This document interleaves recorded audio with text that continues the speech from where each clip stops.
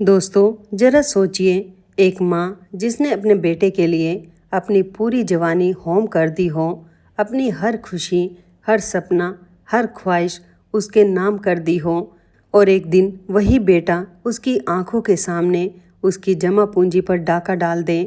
सोचिए उस माँ के दिल पर क्या बीतती होगी जब उसका अपना खून, उसके बुढ़ापे की लाठी, उसकी पेंशन का एक एक रुपया लूटने के लिए उसके दरवाजे पर गिद्ध बनकर बैठ जाए। आज की कहानी ऐसी ही एक माँ कमला देवी की है। एक ऐसी माँ जिसने अपना पेट काट कर बेटों को खिलाया, अपनी रातों की नींदें कुर्बान करके उन्हें पाला, अपने आंचल की छाँव में उन्हें बड़ा किया। मगर पति के जाने के बाद जब उसी बेटे बहू पर भरोसा किया तो उन्होंने उसकी ज़िंदगी को नर्क बना दिया। दोस्तों सोचिए जरा, एक माँ जिसकी एक चीख पर बेटा रोने लगता था, उसी माँ को रात भर बुखार में तड़पता छोड़ दिया गया। एक माँ जो बेटे की पसंद का खाना बनाने के लिए घंटों रसोई में खड़ी रहती थी, उसी माँ की थाली में बासी रोटी और पतली दाल परोसी गई। एक माँ जिसकी आंख से एक आंसू गिरने पर बेटा बेचैन हो जाता था, उसी माँ को एक गिलास पानी के लिए तरसना पड़ा। मगर दोस्तों इस कहानी में एक मोड़ ऐसा आता है जब छोटे बच्चे को सच्चाई का पता चलता है और फिर वो अपने बड़े भाई के गाल पर एक ऐसा जोरदार तमाचा मारता है जिसकी गूंज पूरे घर में सुनाई देती है। उस तमाचे ने सिर्फ बड़े भाई का गाल लाल नहीं किया दोस्तों, उस तमाचे ने उस लालची बहू के घमंड को भी चूर चूर कर दिया और उस घर के हर पाप का पर्दाफाश कर दिया। दोस्तों ये कहानी आपको रुलाएगी भी, झकझोरेगी भी और सोचने पर मजबूर भी कर देगी। ये कहानी सिर्फ कमला देवी की नहीं है, ये कहानी हर उस माँ बाप की है जो आज अपने ही घर में बेगाने हो गए हैं। हर उस बूढ़ी आँख की है जो अपने बच्चों की राह तकते तकते पथरा गई है। हर उस दिल की है जो अपनों के लिए जख्मों से लहूलुहान है। तो दोस्तों प्लीज़ इस कहानी को अंत तक ज़रूर देखिएगा, क्योंकि अंत में वो होगा जिसकी आपने कल्पना भी नहीं की होगी। और अगर आप पहली बार संगीता की आवाज़ चैनल पर आए हैं तो अभी सब्सक्राइब करना मत भूलिएगा और घंटी का बटन भी दबा दीजिए ताकि हर नई कहानी सबसे पहले आप तक पहुँचे। तो चलिए दोस्तों बिना देर किए शुरू करते हैं आज की दिल को झकझोर देने वाली कहानी। ये कहानी है कानपुर शहर के एक पुराने मोहल्ले की। मोहल्ले का नाम था गंगा विहार। पुरानी हवेलियाँ, नीम के पेड़ों की छाँव और हर शाम मंदिर से आती हुई आरती की आवाज़। इसी मोहल्ले में एक छोटा सा मगर प्यारा सा घर था। घर का नाम था माँ का आंचल। ये नाम इस घर के मालिक रमेश जी ने रखा था। रमेश जी एक रिटायर्ड सरकारी कर्मचारी थे। पूरे मोहल्ले में उनकी इज्जत थी, ईमानदारी की मूरत थे वो। रमेश जी की पत्नी का नाम था कमला देवी। उम्र होगी कोई 65 साल। चेहरे पर झुर्रियाँ थी, बाल आधे सफ़ेद हो चुके थे, मगर आँखों में अब भी वो चमक थी जो किसी माँ की आँखों में अपने बच्चों के लिए होती हैं। माथे पर लाल बिंदी, हाथों में कांच की चूड़ियाँ और गले में अपने पति को दी हुई सोने की चेन, यही थी कमला देवी की पहचान। कमला देवी और रमेश जी के 2 बेटे थे।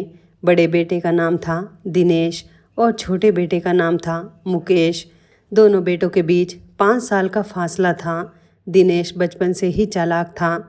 माँ बाप के सामने मीठी मीठी बातें करता। अम्मा, मेरी प्यारी अम्मा, बाबूजी, आप तो दुनिया के सबसे अच्छे बाबूजी हैं। मगर पीठ पीछे अपना ही उल्लू सीधा करता। पैसों की उसे बचपन से ही ज़्यादा परवाह थी। जो भी पैसा हाथ लगता अपनी जेब में रख लेता। उधर मुकेश एकदम अलग था, शांत स्वभाव, कम बोलने वाला, मगर दिल का बहुत साफ, पढ़ाई में होशियार, हमेशा माँ के पीछे पीछे, उसकी हर बात को चुपचाप सुनने वाला। माँ रसोई में काम करती तो मुकेश पास आकर उसकी मदद करता। माँ कपड़े धोती तो मुकेश बाल्टी उठाकर ले जाता।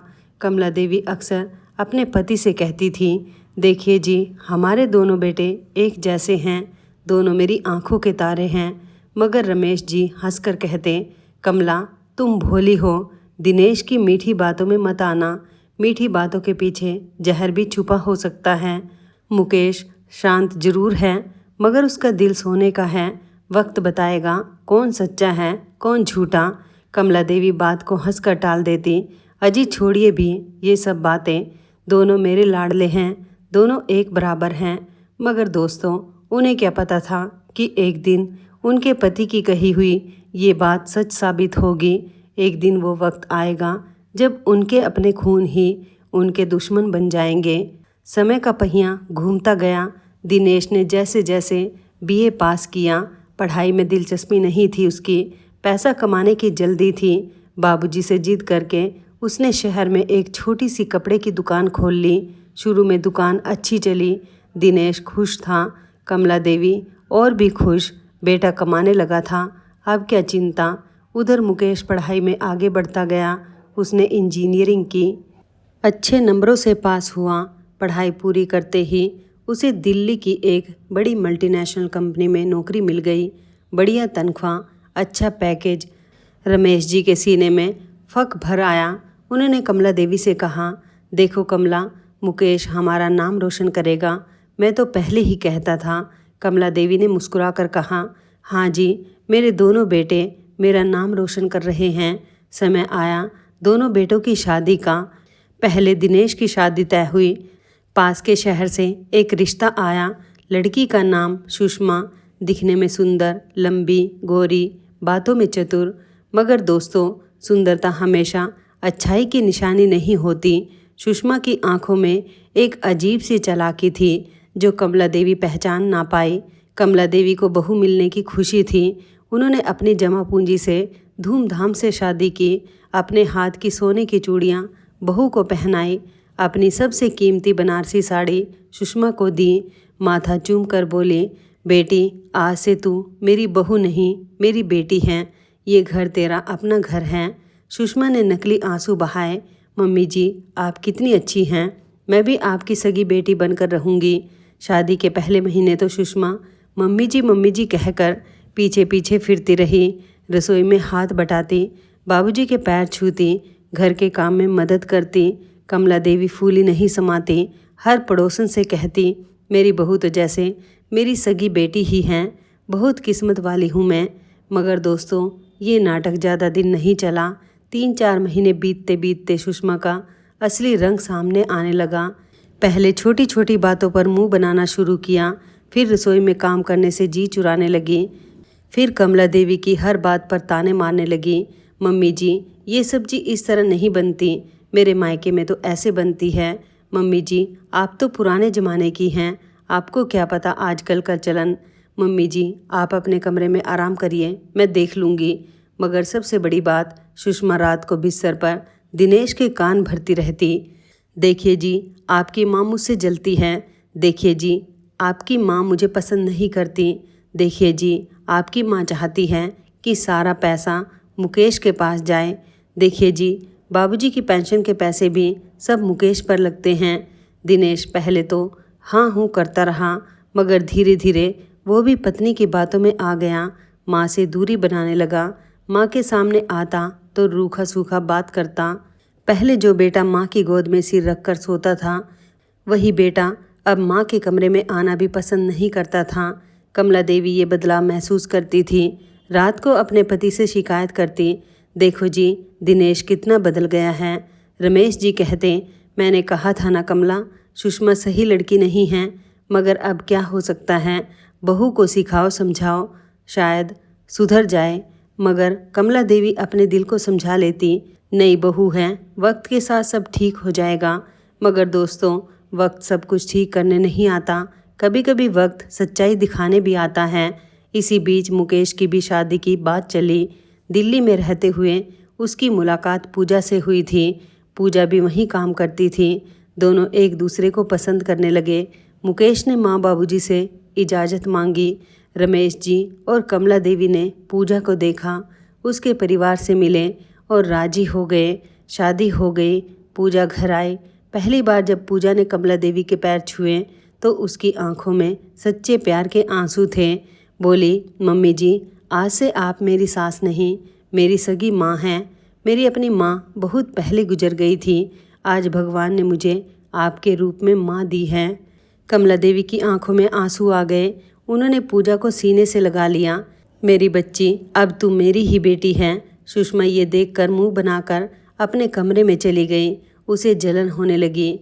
मगर दोस्तों, मुकेश और पूजा को दिल्ली वापस जाना था, क्योंकि दोनों की नौकरी वहीं थी। जाते वक्त मुकेश ने माँ से कहा, अम्मा आप मेरे साथ चलिए, दिल्ली में आपकी अच्छी देखभाल होगी। मगर कमला देवी ने मना कर दिया, नहीं बेटा, मैं अपने इस घर को छोड़कर कैसे जाऊं? यहाँ तेरे बाबूजी की यादें हैं, तेरे बचपन की यादें हैं, और फिर दिनेश और सुषमा भी तो है। मैं उन्हीं के पास रहूँगी, तू बस आता जाता रहना। मुकेश का दिल भारी हो गया। उसे माँ को छोड़कर जाने का मन नहीं था, मगर माँ की जिद के आगे उसकी एक ना चली। पूजा के साथ वो दिल्ली लौट गया। दोस्तों, कहते हैं जिंदगी कब क्या मोड़ ले ले कोई नहीं जानता। पूजा और मुकेश की शादी के कुछ ही महीनों के बाद की बात है। एक रात की बात है। सर्दियों के दिन थे। रमेश जी रात का खाना खाकर अपने कमरे में सोने गए। कमला देवी रसोई समेट रही थी। अचानक कमरे से रमेश जी की आवाज़ आई, कमला कमला जल्दी आओ।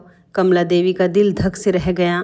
आवाज़ में कुछ ऐसा था जो उन्हें सहमा गया। दौड़कर कमरे में गई। देखा रमेश जी सीने पर हाथ रखे बिस्तर पर लेटे हैं। चेहरा पीला पड़ चुका है, सांसें उखड़ रही हैं। कमला देवी चीख पड़ी, अरे ये क्या हो गया जी आपको? दिनेश दिनेश जल्दी आ बेटा, तेरे बाबूजी की तबीयत बहुत ख़राब है। दिनेश और सुषमा भाग कर आए। दिनेश घबरा गया, तुरंत मोहल्ले के डॉक्टर साहब को बुलाने दौड़ा। मगर दोस्तों, होनी को कौन टाल सकता है। जब तक डॉक्टर पहुँचे तब तक रमेश जी की सांसें थम चुकी थी। 35 साल का साथ एक पल में बिखर गया। कमला देवी ने अपने पति के सीने पर सिर रखकर जोर जोर से रोना शुरू किया। उठिए जी, मुझे अकेला छोड़कर मत जाइए। मैं अकेली कैसे जीऊँगी? आप मुझे भी अपने साथ ले जाइए। मगर अब कौन सुनता। रमेश जी इस दुनिया से जा चुके थे। मुकेश को खबर मिली तो वो रोता बिलखता पूजा के साथ कानपुर पहुंचा।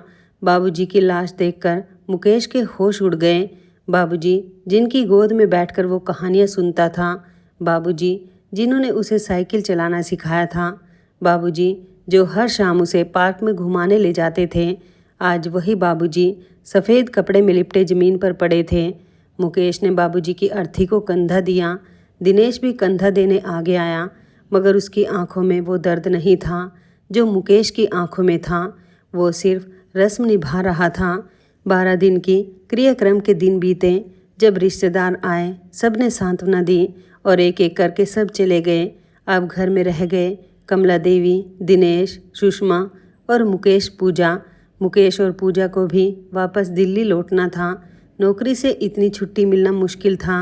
जाते वक्त मुकेश ने फिर माँ से कहा, अम्मा अब बाबूजी नहीं रहे, आप अकेली कैसे रहेंगी? आप मेरे साथ चलिए दिल्ली, हम आपका पूरा ध्यान रखेंगे। मगर इस बार बात काटने वाली सुषमा थी। वो मीठी मुस्कान के साथ बोली, अरे देवर जी, आप क्या बात कर रहे हैं? मम्मी जी हमारी भी तो माँ हैं, हम क्या इनका ख्याल नहीं रख सकते? आप बेफिक्र होकर जाइए, मम्मी जी हमारे पास बहुत खुश रहेंगी। दिनेश ने भी हाँ में हाँ मिलाई। हाँ भाई, तू चिंता मत कर, माँ हमारे पास हैं, हम इनका पूरा ध्यान रखेंगे। तुझे बस हर महीने आते जाते रहना। पूजा का मन किसी अनजान आशंका से भरा था। उसने धीरे से मुकेश से कहा, जी मुझे कुछ ठीक नहीं लग रहा, मम्मी जी को साथ ले चलते हैं। मगर कमला देवी ने खुद ही मना कर दिया, नहीं बेटी, मैं यहीं रहूँगी। अपने पति की यादों के बीच मेरा मन यहीं लगता है। बेटे और बहू की बात पर भरोसा करके मुकेश और पूजा दिल्ली लौट गए। मगर दोस्तों, इस भरोसे की क्या कीमत चुकानी पड़ेगी, ये किसी ने नहीं सोचा था। मुकेश और पूजा के जाते ही दोस्तों, सुषमा का चेहरा बदल गया। जो मीठी मुस्कान थी वो जहर में बदल गई। और दिनेश तो जैसे पत्नी का गुलाम था। रमेश जी की हर महीने एक अच्छी खासी पेंशन आती थी, 25,000 रुपये। उनके गुजर जाने के बाद ये पेंशन कमला देवी के नाम पर ट्रांसफ़र हो गई थी, फैमिली पेंशन। पहले महीने जब पेंशन आई, दिनेश ने कमला देवी से कहा, अम्मा बैंक चलिए, आपके खाते में पेंशन आ गई है, पैसे निकालने हैं। कमला देवी बेटे के साथ बैंक गई। दिनेश ने अपनी माँ से सारे 25,000 निकलवाए। कमला देवी ने भोलेपन से पूछा, बेटा इतने सारे पैसे क्यों निकाल रहे हैं? दिनेश ने मीठे शब्दों में कहा, अम्मा घर का खर्च भी तो चलाना है, बच्चों की फीस, राशन, बिजली का बिल, सब कुछ इन्हीं पैसों से चलेगा। आप मुझे दे दीजिए, मैं संभाल लूँगा। कमला देवी ने सारे पैसे बेटे को थमा दिए। उन्हें क्या पता था कि ये पैसे घर के खर्च में नहीं, शराब के अड्डे पर जा रहे हैं। जी हाँ दोस्तों, दिनेश को धीरे धीरे शराब की लत लग गई थी। शाम को दुकान बंद करके सीधा शराब के अड्डे पर जाता, वहाँ अपने यार दोस्तों के साथ बैठकर पीता, खाता, पैसे उड़ाता, फिर रात को नशे में धुत होकर घर लौटता। सुषमा भी पीछे नहीं थी। पेंशन के पैसों से वो हर महीने नई साड़ियाँ खरीदती, सोने के झुमके बनवाती, हर हफ्ते ब्यूटी पार्लर जाती, बच्चों के लिए महंगे खिलौने, महंगे कपड़े और बूढ़ी सास के लिए एक कटोरी पतली दाल। दूसरा महीना आया, फिर वही हुआ। कमला देवी ने इस बार पूछा, बेटा मेरी कुछ दवाइयाँ ख़त्म हो रही हैं, थोड़े पैसे मुझे भी दे दे। दिनेश ने रुखाई से कहा, अम्मा अभी पैसे नहीं हैं, बच्चों की फीस भरनी है, आप थोड़ा सब्र करो, अगले महीने दिला दूंगा। कमला देवी चुप हो गई। बेटे की बात पर भरोसा कर लिया, मगर अगला महीना, फिर अगला और दिनेश हर महीने यही बहाना बनाता रहा। कमला देवी की दवाइयाँ ख़त्म हो गई, शुगर बढ़ने लगी, बीपी आउट ऑफ कंट्रोल होने लगा, मगर बेटे को कोई परवाह नहीं थी। सुषमा ने तो हद ही कर दी। उसने रसोई में 2 तरह का खाना बनाना शुरू कर दिया, एक अपने और दिनेश और बच्चों के लिए, पूड़ी, सब्जी, खीर, हलवा, रायता, और दूसरा कमला देवी के लिए बासी रोटी और पतली सी दाल। कई बार तो बस एक रोटी और अचार। एक दिन कमला देवी रसोई में गई, देखा कि सुषमा गरम गरम पूड़ियाँ तल रही हैं, बच्चों को खीर परोस रही हैं। कमरे से हलवे की मीठी खुशबू आ रही थी। कमला देवी ने धीरे से कहा, बहू मुझे भी थोड़ी सी खीर दे दे, बहुत मन कर रहा है। सुषमा का चेहरा तमतमा गया, बोली, मम्मी जी आप क्यों इन चीज़ों के पीछे पड़ती हैं? आपको शुगर है, खीर खाएंगी तो शुगर बढ़ जाएगी, फिर हमें ही दौड़ भाग करनी पड़ेगी। आप अपनी रोटी दाल खाइए, वही ठीक है। कमला देवी की आंखों में आंसू आ गए, चुपचाप अपने कमरे में लौट आई। उस रात उन्होंने खाना नहीं खाया, बस अपने पति की तस्वीर के सामने बैठकर रोती रही। क्यों चले गए जी मुझे छोड़कर? आज आप होते तो मुझे ये दिन ना देखना पड़ता। बहू एक कटोरी खीर तक के लिए तरसा रही है मुझे, और मेरा अपना बेटा, मेरा दिनेश, उसकी आंखों में अब मेरे लिए कोई प्यार नहीं रहा। दोस्तों सोचिए जरा, एक माँ जिसने बच्चों को अपनी छाती से लगाकर दूध पिलाया हो, अपनी रातों की नींदें कुर्बान की हो, अपनी हर खुशी बेटे के नाम कर दी हो, उसी माँ को आज उसी बेटे के घर में एक कटोरी खीर के लिए तरसना पड़ रहा था। ये मंजर देखकर भगवान भी रो रहे होंगे। समय बीतता गया दोस्तों, कमला देवी की हालत दिन ब दिन बिगड़ती जा रही थी। दवाइयाँ नहीं मिल रही थी, पौष्टिक खाना नहीं मिल रहा था, शरीर सूख गया था, चेहरा पीला पड़ गया था, आंखें अंदर धंस गई थी। एक दिन कमला देवी की तबीयत बहुत खराब हो गई, बुखार तेज चढ़ गया, बदन दर्द से टूटा जा रहा था, पूरा शरीर कांप रहा था। उन्होंने कमज़ोर आवाज़ में सुषमा को आवाज़ लगाई, बहू बहू जरा डॉक्टर को बुला दे, मेरा बदन बहुत दर्द कर रहा है, बुखार बहुत तेज है। सुषमा कमरे में आई, मुंह बनाकर बोली, मम्मी जी आपको तो रोज़ कुछ न कुछ होता रहता है, आज सर दर्द, कल बदन दर्द, परसों बुखार, हम कितनी बार डॉक्टर को बुलाएं, और डॉक्टर मुफ्त में थोड़ी ना आता है, पैसे लगते हैं। कमला देवी ने धीरे से कहा, बहू मेरी पेंशन के पैसे तो आ ही रहे हैं, उन्हीं में से दे देना। सुषमा का चेहरा गुस्से से लाल हो गया, कौन से पैसे आ रहे हैं, सब घर के खर्च में चले जाते हैं, आपको बस अपनी पड़ी रहती है, हमारे बच्चों की पढ़ाई, घर का राशन, बिजली का बिल, ये सब क्या मुफ्त में आता है? कमला देवी की आंखों से आंसू बहने लगे, बहू मेरी हालत देख जरा, मैं मर रही हूँ। सुषमा ने तीखे शब्दों में कहा, मम्मी जी इतना नाटक मत करिए, इस उम्र में थोड़ा बहुत बीमार होना तो लगा ही रहता है, चुपचाप पड़ी रहिए। ये कहकर सुषमा कमरे से बाहर निकल गई। कमला देवी बिस्तर पर पड़ी पड़ी रोती रही। रात हुई, दिनेश हमेशा की तरह नशे में धुत होकर घर आया। दरवाज़ा खोलते ही गिर पड़ा। सुषमा ने उसे संभाला और कमरे में ले गई। उसी वक्त कमला देवी की आंख खुल गई। उन्होंने धीमी आवाज़ में पुकारा, दिनेश बेटा तू आ गया, सुन जरा, मेरा बुखार बहुत तेज़ है, जरा एक गिलास पानी दे दे, प्यास से जान निकल रही है।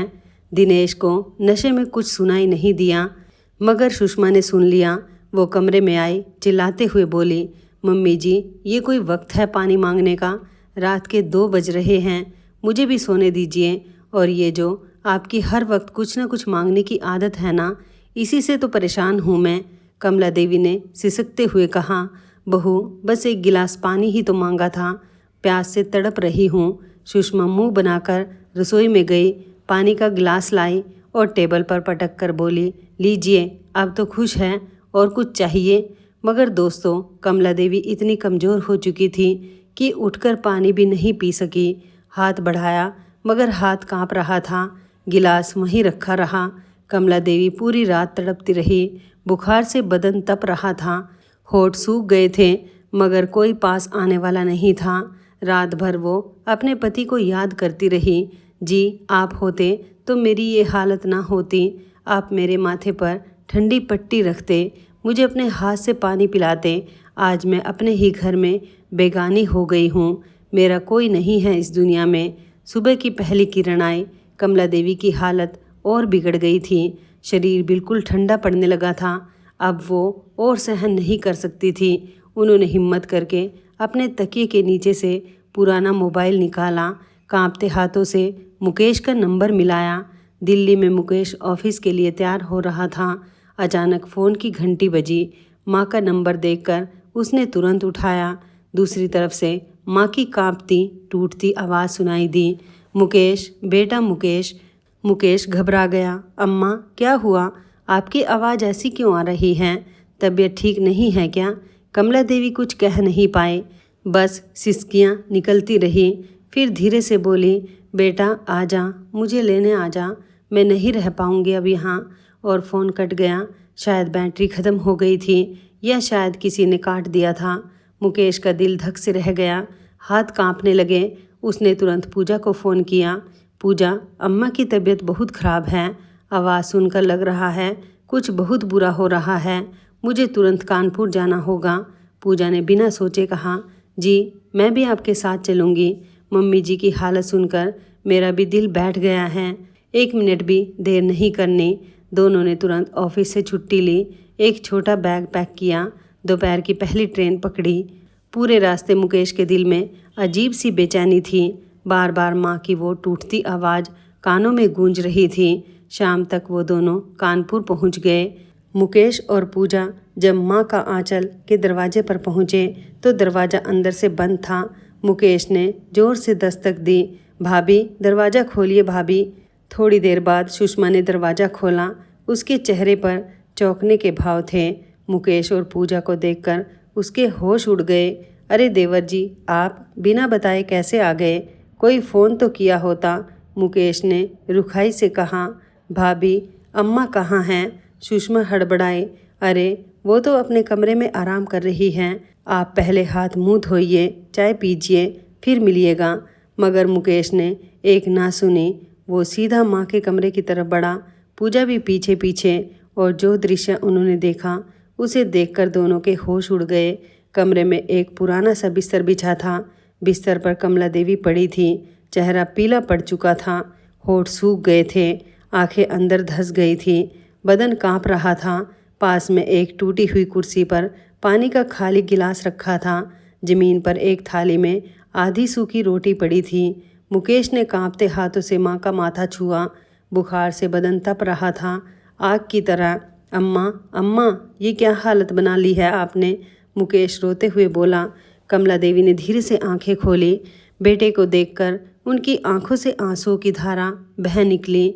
उन्होंने कांपते हाथ से मुकेश का चेहरा छुआ, कमज़ोर आवाज़ में कहा, मेरा बेटा तू आ गया, मेरा बेटा, मुझे पता था तू आएगा। पूजा ने तुरंत कमरे में चारों तरफ नज़र दौड़ाई। कोई दवाई नहीं थी, पानी का जग खाली था, खाने में बस सूखी रोटी। पूजा का खून खोल उठा। उसने मुकेश से कहा, जी, आप अम्मा के पास रहिए, मैं डॉक्टर को बुलाकर लाती हूँ। 1 मिनट की भी देरी नहीं हो सकती। मुकेश ने कहा, नहीं पूजा, तुम अम्मा के पास रहो, मैं खुद जाता हूँ। मुकेश दौड़कर मोहल्ले के डॉक्टर साहब के यहाँ गया, उन्हें लेकर आया। डॉक्टर साहब ने कमला देवी का चेकअप किया, बीपी देखा, शुगर चेक की, फिर मुकेश को बाहर बुलाया। डॉक्टर साहब का चेहरा गंभीर था। उन्होंने कहा, बेटा सच बताऊं तो तुम्हारी माँ की हालत बहुत ख़राब है। शुगर 300 के पार चली गई है, बीपी आउट ऑफ कंट्रोल है, और सबसे बड़ी बात, कमजोरी इतनी है कि जैसे कई दिनों से ठीक से खाना नहीं खाया हो, दवाइयाँ भी नहीं खा रही। इतना ख्याल नहीं रखा गया इनका। अगर 1 दिन और देर हो जाती तो। डॉक्टर साहब ने बात अधूरी छोड़ दी, मगर मुकेश समझ गया। उसकी आंखों में आंसू भर आए। मुकेश ने तुरंत डॉक्टर साहब को पैसे दिए, दवाइयाँ मंगवाई, ग्लूकोज की बोतल चढ़ाने के लिए कहा। पूजा ने रसोई में जाकर देखा, पूरी रसोई में से कोई पौष्टिक चीज़ नहीं मिली। उसने बाहर से सामान मंगवाया, खुद खिचड़ी बनाई, नरम हल्की स्वादिष्ट खिचड़ी। पूजा ने अपने हाथ से कमला देवी को खिचड़ी खिलाई, एक एक चम्मच प्यार से, माँ की तरह। कमला देवी की आंखों से आंसू बहते रहे। उन्होंने धीरे से कहा, बेटी, तेरे हाथ से इतनी मीठी खिचड़ी खाई है, मानो कई जन्मों की भूख मिट गई। पूजा भी रो पड़ी। मम्मी जी, अब आप चिंता मत करिए, हम आ गए हैं। खाना खाने के बाद दवाई दी, फिर मुकेश माँ के पास बैठ गया। माँ का हाथ अपने हाथ में लिया, प्यार से सहलाया। अम्मा, अब सच सच बताइए, क्या हो रहा है यहाँ? आपकी ये हालत कैसे हुई? कमला देवी पहले तो कुछ नहीं बोली, बेटे का दिल नहीं तोड़ना चाहती थी, मगर मुकेश ने जिद की। अम्मा, आज सच बोलिए, मैं आपकी कसम खाता हूँ, मुझे सब बताइए। मैं देख रहा हूँ कि कुछ ठीक नहीं है यहाँ। कमला देवी की आंखों से आंसुओं की धारा बह निकली। उन्होंने सिसकते हुए सब बता दिया, एक एक बात। कैसे दिनेश हर महीने पेंशन के सारे पैसे निकाल लेता है, कैसे सुषमा उन्हें बासी रोटी और पतली दाल देती है, कैसे दवाइयाँ नहीं मिलती, कैसे रात रात भर बुखार में तड़पती रहती है और कोई पास नहीं आता, कैसे 1 गिलास पानी के लिए भी तरसना पड़ता है, कैसे रात को दिनेश शराब पी कर आता है, कैसे सुषमा ताने मारती है। मुकेश ये सब सुनकर पत्थर बन गया। उसकी आंखों में आंसू थे, मगर वो आंसू दुख के नहीं, गुस्से के थे। उसका खून खोल रहा था, हाथ मुट्ठियों में बंध गए थे। पूजा भी रो रही थी। मम्मी जी, आपने हमें फ़ोन क्यों नहीं किया पहले? हम कब के आ जाते? कमला देवी ने रोते हुए कहा, बेटी, बेटे की इज्जत का सवाल था।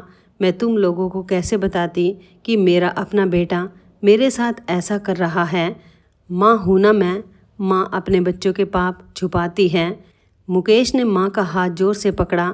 अम्मा, अब आप चिंता मत करिए, आपका बेटा आ गया है, अब कोई आपको हाथ भी नहीं लगा सकता। आज मैं वो करूँगा जो मुझे बहुत पहले कर देना चाहिए था। इतने में दिनेश दुकान से घर लौटा। हमेशा की तरह थोड़ी पी हुई हालत में था, पैर लड़खड़ा रहे थे। दरवाज़ा खोलते ही पूजा को बैठक में देखा, चौंक गया। फिर मुकेश को देखा और भी चौंक गया। अरे मुकेश, तू कब आया? बिना बताए कैसे आ गया? मुझे तो बता देता। मुकेश ने धीरे से कहा, भाई साहब कमरे में आइए, बात करनी है, बहुत ज़रूरी। दिनेश को कुछ अंदाज़ा हो गया था। उसका चेहरा फीका पड़ गया, मगर बेफिक्री का नाटक करते हुए कमरे में आया। सुषमा भी पीछे पीछे आ गई। दोनों एक दूसरे का चेहरा देख रहे थे। मुकेश ने बैठक में सबको बैठने को कहा, फिर सीधा सवाल किया, भाई साहब, अम्मा की पेंशन के पैसे कहाँ जाते हैं? दिनेश हड़बड़ाया, कहाँ जाते हैं मतलब? घर के खर्च में जाते हैं, और कहाँ जाएंगे? अच्छा, तो फिर अम्मा की दवाइयाँ क्यों नहीं हैं? अम्मा को ढंग का खाना क्यों नहीं मिलता? अम्मा बुखार में तड़प रही हैं और आप शराब के अड्डे पर बैठे हैं। दिनेश का चेहरा सफ़ेद पड़ गया। सुषमा बीच में बोली, देवर जी, आप ये क्या इल्ज़ाम लगा रहे हैं? हम तो मम्मी जी का इतना ख्याल रखते हैं। मम्मी जी खुद ही दवाई नहीं खाती, खाना नहीं खाती, अब हम क्या करें? बूढ़े लोगों की जिद होती है। मुकेश ने एक नज़र भाभी पर डाली, फिर पूजा से कहा, पूजा, जरा रसोई में जाकर देखो आज क्या क्या बना है, दोनों थालियाँ ले आओ। पूजा रसोई में गई। थोड़ी देर बाद हाथ में 2 थालियाँ लेकर आई। एक थाली में पूड़ी, सब्जी, हलवा, खीर, रायता और दूसरी थाली में सूखी सी एक रोटी और पतली पानी जैसी दाल। पूजा ने दोनों थालियां ज़मीन पर रख दी। बोली, देखिए भाई साहब, ये पूड़ी हलवे वाली थाली भाभी और बच्चों की है और ये सूखी रोटी वाली थाली मम्मी जी की है ना भाभी? बताइए, सच बताइए। सुषमा का चेहरा लाल हो गया, कुछ बोल नहीं पाए, मुंह सील गया। मुकेश का गुस्सा 7वें आसमान पर था। उसने अपनी जेब से एक कागज़ निकाला। बोला, भाई साहब, ये बैंक स्टेटमेंट है पिछले 6 महीनों का। मैंने आते वक्त बैंक से निकलवाया है। हर महीने 25,000 पेंशन आती है और हर महीने 5 तारीख को सारा पैसा ATM से निकाल लिया जाता है। अब आप बताइए, ये पैसा कहाँ जाता है? दिनेश हकलाने लगा। वो घर में मुकेश दहाड़ा। कौन से घर में? जिस घर में अम्मा को एक गिलास पानी नहीं मिलता, जिस घर में अम्मा को बुखार में रात भर तड़पना पड़ता है, जिस घर में अम्मा को बासी रोटी मिलती है, जिस घर में अम्मा की दवाइयाँ ख़त्म हो गई हैं, ये है आपका घर। दिनेश ज़मीन पर बैठ गया, हाथ पैर कांपने लगे। सुषमा बीच में फिर बोली, देवर जी, आप शांत हो जाइए, हम सब समझा देंगे, गलती हो गई हमसे। मुकेश ने सुषमा की तरफ देखा, आंखें आग बरसा रही थी। भाभी, आप चुप रहिए, आज मैं आपकी एक भी बात नहीं सुनूंगा। आज तक जिस माँ ने आपको अपनी सगी बेटी समझा, उसी माँ को आपने भिखारियों जैसा खाना दिया।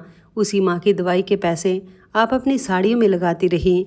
उसी माँ की पेंशन के पैसों से आपने सोने के झुमके बनवाए। शर्म नहीं आई आपको? आप औरत हैं, एक माँ हैं खुद। अपने बच्चों की कसम खाकर बताइए, क्या आपने अपनी सास को इंसान समझा? सुषमा का चेहरा गुस्से से तमतमा गया। देवर जी, जुबान संभाल कर बात करिए, मैं इस घर की बहू हूँ। बहू? मुकेश ने तीखी हंसी हंसी। बहू वो होती है जो अपनी सास को माँ की तरह संभाले, जो उसके दर्द को अपना दर्द समझे। आप तो कसाई हैं। आपने एक बूढ़ी औरत की ज़िंदगी से खिलवाड़ किया है। आपने एक माँ का दिल पैसों के लिए तोड़ा है। दिनेश ने हिम्मत करके कहा। मुकेश, जुबान संभाल, मेरी पत्नी है वो, तेरी भाभी है। बस ये सुनते ही दोस्तों, मुकेश का सब्र का बांध टूट गया। उसकी रग रग में खून दौड़ने लगा। वो आगे बढ़ा और एक जोरदार तमाचा दिनेश के गाल पर जड़ दिया। तड़ाक! तमाचे की आवाज़ पूरे घर में गूंज उठी। पूरा मोहल्ला हिल गया। दिनेश का गाल लाल हो गया। 5 उंगलियों के निशान साफ नजर आ रहे थे। वो लड़खड़ाकर पीछे हट गया, दीवार से जा लगा, हाथ अपने गाल पर रख लिया। आंखों में आंसू आ गए। मगर ये पहला तमाचा था। मुकेश रुका नहीं। तड़ाक! दूसरा तमाचा। ये तमाचा उस माँ की तरफ से जिसने तुझे 9 महीने अपने पेट में पाला और तूने उसे एक कटोरी खीर तक के लिए तरसाया। तड़ाक! तीसरा तमाचा। ये तमाचा उस बाबूजी की रूह की तरफ से जिन्होंने तुझे इंसान बनाने के लिए अपनी पूरी ज़िंदगी लगा दी और तूने उनकी पेंशन शराब में उड़ा दी। तड़ाक! चौथा तमाचा। ये तमाचा उस माँ के उन आंसुओं की तरफ से जो रात रात भर बुखार में तड़पती हुई बहाती रही और तू नशे में धुत पड़ा रहा। दिनेश ज़मीन पर बैठ गया, फूट फूट कर रोने लगा। सुषमा घबरा गई, चिल्लाने लगी, अरे मारो मत, बस करो। मगर मुकेश का गुस्सा अभी ठंडा नहीं हुआ था।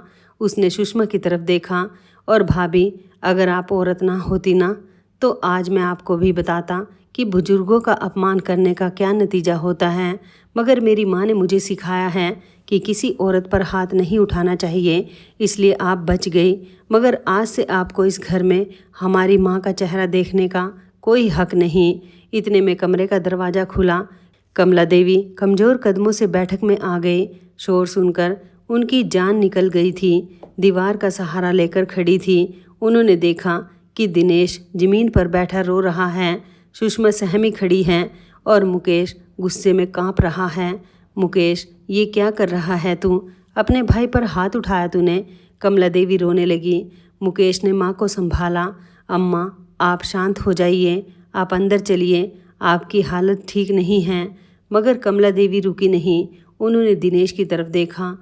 बेटा अपनी ही माँ से नज़र मिलाने की हिम्मत नहीं कर पा रहा था। सिर झुकाए ज़मीन पर बैठा था। कमला देवी का दिल भर आया। आंखों से आंसुओं की धारा बह निकली। उन्होंने कांपती आवाज़ में कहना शुरू किया, दिनेश बेटा, याद है तुझे जब तू 5 साल का था, खेलते खेलते तेरे पैर में कांटा चुभ गया था, तू दर्द से रो रहा था। मैंने पूरी रात तेरे पैर को अपनी गोद में रखकर सहलाया था, कांटा निकाला था, हल्दी लगाई थी। तेरी एक चीख से मेरा कलेजा फट जाता था। और याद है जब तू 12 साल का था, तुझे टाइफाइड हो गया था। 45 दिन तू बिस्तर पर पड़ा रहा। मैं 45 रातें नहीं सोई, तेरे बिस्तर के पास बैठी रही, तेरे माथे पर ठंडी पट्टियाँ रखती रही। तेरी जान बचाने के लिए मैंने 70 मन्नतें मांगी थी, नंगे पैर मंदिर गई थी।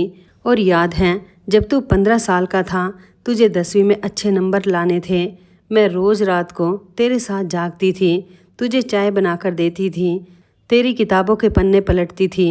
तू सो जाता तो मैं भी तेरे सिरहाने बैठी रहती थी। मेरे बेटे, मेरी कोख से जन्मा बेटा, क्या तूने एक बार भी ये नहीं सोचा कि तेरी माँ कैसे जी रही है? मेरी एक चीख पर मरने वाली माँ, तूने मुझे रात भर बुखार में तड़पने के लिए छोड़ दिया। मेरी एक हिचकी पर रो देने वाली माँ, तूने मेरी थाली में बासी रोटी रखी। मेरी एक खांसी पर बेचैन हो जाने वाली माँ, तूने मुझे एक गिलास पानी के लिए तरसाया। मैं तुझसे ये नहीं पूछती कि तूने पैसा क्यों लिया, पैसा तो तेरा ही है बेटा। मैंने अपनी पूरी ज़िंदगी तेरे लिए ही तो जी। मेरे पास जो कुछ है वो सब तेरा ही है। मैं तुझसे ये पूछती हूँ, मेरा प्यार कहाँ गया, तेरा वो प्यार कहाँ गया? जब तू मेरी गोद में सिर रख कर सोता था, कहाँ गई वो ममता का बंधन, कहाँ गया वो रिश्ता जो भगवान ने माँ बेटे के बीच बनाया था? बता बेटा, मुझे क्या मिला अपनी पूरी ज़िंदगी कुर्बान करके? कमला देवी की हिचकियाँ बंद गई, पूरा बैठक रो रहा था, पूजा भी रो रही थी, मुकेश की आंखों से भी आंसू बह रहे थे। दिनेश ज़मीन से उठा, कांपते हुए माँ के पैरों पर गिर पड़ा, फूट फूट कर रोने लगा बच्चों की तरह। माँ माँ, मुझे माफ़ कर दो, मैं अंधा हो गया था, मुझे शराब और पैसे ने अंधा कर दिया था, मैं अपनी माँ को नहीं पहचान पाया।